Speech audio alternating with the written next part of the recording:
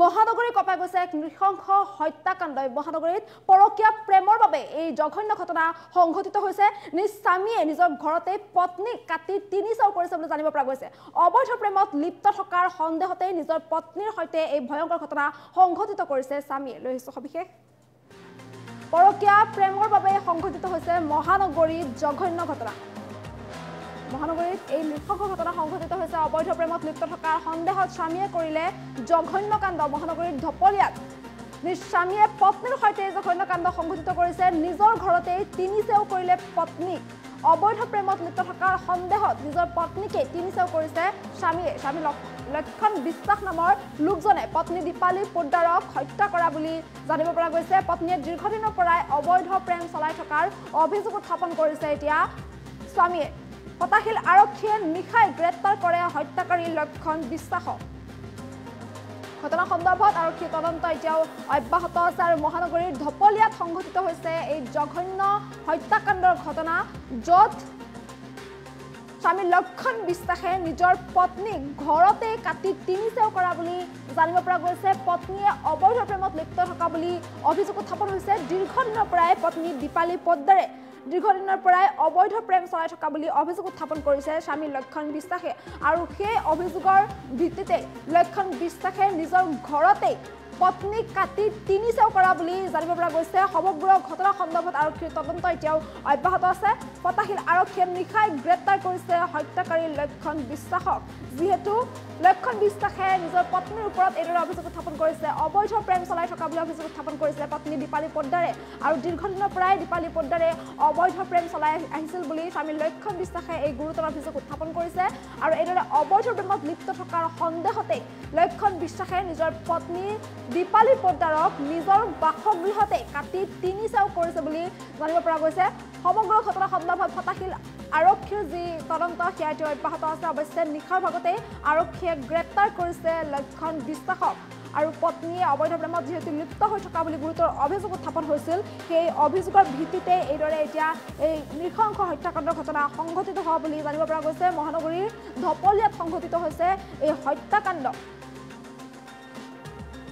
আৰু পত্নীয়ে দীৰ্ঘদিনৰ পৰাই অবৈধ প্ৰেম চলাই আহিছিল অন্য লোকৰ লগত পত্নী দীপালী পোদ্দাৰে দীৰ্ঘদিনৰ পৰাই অবৈধ প্ৰেম চলাই আহিছিল বুলি অভিযোগ উত্থাপন কৰিছিল স্বামী লক্ষণ দাসে বাৰে বাৰে মানা কৰিছিল বুলিও তেওঁ অভিযোগ উত্থাপন কৰিছে যে পত্নীক বাৰে বাৰে মানা কৰাৰ পিছতো কিন্তু পত্নীয়ে স্বামীৰ কথা শুনা নাছিল বুলি এই অভিযোগ উত্থাপন কৰিছে লক্ষণ দাসে আৰু যিহেতু লক্ষণ বিশ্বাসে অভিযোগ উত্থাপন কৰিছে আৰু যিহেতু পত্নীক বাৰে বাৰে মানা কৰাৰ পিছতো পত্নীয়ে লক্ষণ বিশ্বাসৰ কথা শুনা নাছিল কথা নুশুনাৰ বাবে এইবাৰ স্বামী লক্ষণ বিশ্বাসে নিজৰ পত্নী দীপালী পোদ্দাৰক ঘৰৰ ভিতৰতে কাটি তিনিচেও কৰা বুলি জানিব পৰা গৈছে নিশা 11 মান বজাত সংঘটিত হৈছে এই ভয়ংকৰ হত্যাকাণ্ডৰ ঘটনা আৰু এই সমগ্ৰ ঘটনা সন্দৰ্ভত যেতিয়া পৰিয়ালৰ লোকে দেখা পাইছিল পৰিয়াললোকে দেখিয়ে লগে লগে আৰক্ষীক খবৰ দিয়ে আৰু আৰক্ষীয়ে পতাশিল আমবাৰী আৰক্ষীয়ে ইতিমধ্যে নিশাই গ্ৰেপ্তাৰ কৰিছে লক্ষণ বিশ্বাসক সমগ্ৰ ঘটনা সন্দৰ্ভত এতিয়াও তদন্ত অব্যাহত আছে যিটো নিশা প্ৰায় 11 মান বজাত এই ভয়ংকৰ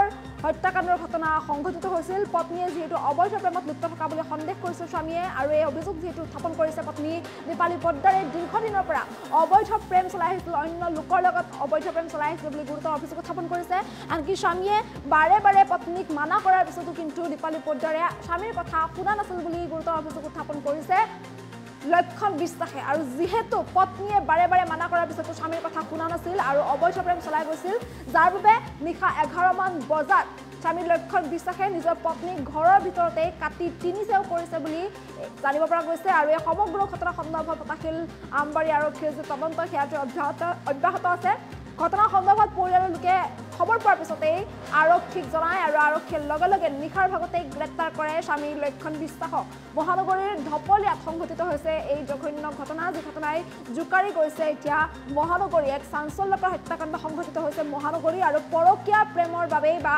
অবৈধ প্ৰেমৰ বাবে এইদৰে এই ভয়ংকৰ ঘটনা বা এই জঘন্য হত্যাকাণ্ডৰ ঘটনা সংঘটিত হোৱা বুলি এতিয়া জানিব পৰা গৈছে সমগ্ৰ ঘটনা সন্দৰ্ভত আৰক্ষীৰ তদন্ত বৰ্তমানেও অব্যাহত আছে ইফালে নিশাৰ ভাগতেই কিন্তু স্বামী লক্ষণ বিশ্বাসক গ্ৰেপ্তাৰ কৰিছে পতাশিল আমবাৰী আৰক্ষীয়ে যিহেতু নিশা 11 মান বজাত সংঘটিত হৈছিল এই জঘন্য হত্যাকাণ্ড যেহেতু স্বামী লক্ষণ বিশ্বাসে অভিযোগ উত্থাপন কৰিছে যে পত্নী দীৰ্ঘদিনৰ পৰাই অবৈধ প্ৰেম চলাই আহিছে, অন্য ল'ৰাৰ লগত অবৈধ প্ৰেম চলাই আহিছে বুলি অভিযোগ উত্থাপন কৰিছে আৰু পত্নীক বাৰে বাৰে মানা কৰাৰ সত্ত্বেও পত্নীয়ে স্বামীৰ কথা শুনা নাছিল বুলি গুৰুতৰ অভিযোগ উত্থাপন কৰিছে আৰু স্বামীৰ কথা নুশুনাৰ বাবেই স্বামী লক্ষণ বিশ্বাসে নিশা 11 মান বজাত পত্নীক নিজৰ ঘৰৰ ভিতৰতেই তিনি চেও কৰা বুলি জানিব পৰা গৈছে, কাটি তিনি চেও কৰিছে আৰু এই সমগ্ৰ ঘটনা সন্দৰ্ভত পৰিয়ালৰ লোকে সকলোবোৰ জনাৰ পিছতেই লগে লগে আৰক্ষীক খবৰ দিয়ে আৰু ফটাশিল আমবাৰী আৰক্ষীয়ে নিশাৰ ভাগতেই গ্ৰেপ্তাৰ কৰে লক্ষণ বিশ্বাসক। সম্প্ৰতি ফটাশিল আৰক্ষীৰ জিম্মাত আছে লক্ষণ বিশ্বাস। সমগ্ৰ ঘটনা সন্দৰ্ভত আৰক্ষীৰ তদন্ত এতিয়াও অব্যাহত আছে আৰু এই ভয়ংকৰ ঘটনাই এতিয়া জোকাৰি গৈছে সমগ্ৰ মহানগৰী, যিহেতু অবৈধ প্ৰেমৰ বাবে বা পৰকীয়া প্ৰেমৰ বাবে যিটো চাঞ্চল্যকৰ ঘটনা সংঘটিত হৈছে মহানগৰীত।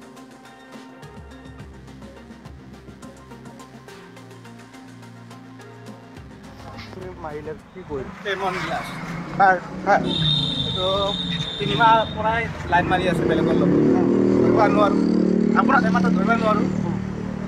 আপোনাৰ নিজে ঘৰ নে ভাড়া মই সৰু ঘৰত আপুনি সৰু ঘৰতে তাৰপিছত কি হৈছে 3 মাহৰ পৰা লাইন মাৰি মানুহ কাম তাৰ লগত প্ৰেম আছিল? আইফোন লগাইছে যে হোৱাইট ফোন লগাৰ পিছতে এই লাইন মাৰি আছে, মই এটা শুনা পাই আছোঁ, ধৰা পাইছোঁ বিচনাত হৈছে। কেতিয়া মানে ৰাতিপুৱা নে ৰাতি? কেতিয়া মানে ৰাতিপুৱা নে ৰাতি? ৰাতি 11টা 20:30। তাৰপিছত আপুনি কি পেলাই দিবলৈ আহিছিল? অঁ, ক'ত পেলাবলৈ গৈছিলে? মই মাথাটো লৈ আহিব বিচাৰিছোঁ থানালৈ। থানালৈ তাৰপিছত মাৰিলোঁ, তাৰপিছত গম পাই যাব। মাৰিলে কি কৰিল? প্ৰেমন বিলাস এইটো 3 মাহ পৰাই লাইন মাৰি আছে বেলেগৰ লগত ধৰিব নোৱাৰোঁ, আপোনাক এমাত্ৰ ধৰিব নোৱাৰোঁ। আপোনাৰ নিজে ঘৰ নে ভাড়া মই সৰু ঘৰত আপুনি সৰু ঘৰতে তাৰপিছত কি হৈছে 3 মাহৰ পৰা লাইন মাৰি মানুহ কাম তাৰ লগত প্ৰেম আছিল? আইফোন লগাইছে যে হোৱাইট ফোন লগাৰ পিছতে এই লাইন মাৰি আছে, মই এটা শুনা পাই আছোঁ, ধৰা পাইছোঁ বিচনাত হৈছে। কেতিয়া মানে ৰাতিপুৱা নে ৰাতি? কেতিয়া মানে ৰাতিপুৱা নে ৰাতি? ৰাতি 11টা 20:30। তাৰপিছত আপুনি কি পেলাই দিবলৈ আহিছিল? অঁ, ক'ত পেলাবলৈ গৈছিলে? মই মাথাটো লৈ আহিব বিচাৰিছোঁ থানালৈ। থানালৈ তাৰপিছত মাৰিলোঁ, তাৰপিছত গম পাই যাব।